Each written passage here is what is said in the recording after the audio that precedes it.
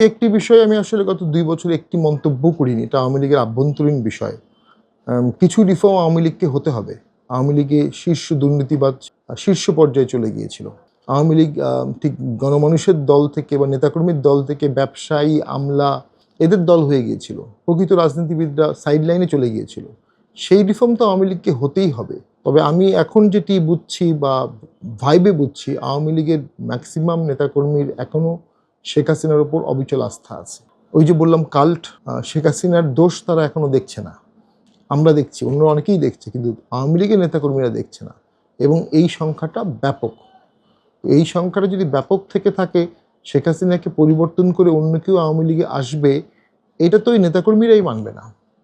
এবং অতীতেও তো এরকম -2 হয়েছিল, খালেদা জিয়াকে বাদ দিয়ে, শেখ হাসিনাকে বাদ দিয়ে। তখনও কিন্তু সফল হয়নি, তখন আরও স্ট্রঙ্গার প্ল্যাটফর্ম ছিল। সেক্ষেত্রে আমি মনে করি শেখ হাসিনা বা তার অনুসারী কাউকে ছাড়া আওয়ামী লীগ ফিরে আসবে, ব্যাপারটা এমন না। আওয়ামী লীগ শেখ হাসিনা বা তার নির্দেশের কেউই চালাবে। সেটা যে কেউ হতে পারে। তবে আমি ব্যক্তিগতভাবে মনে করি আওয়ামী লীগের অবশ্যই রিফর্ম হওয়া উচিত।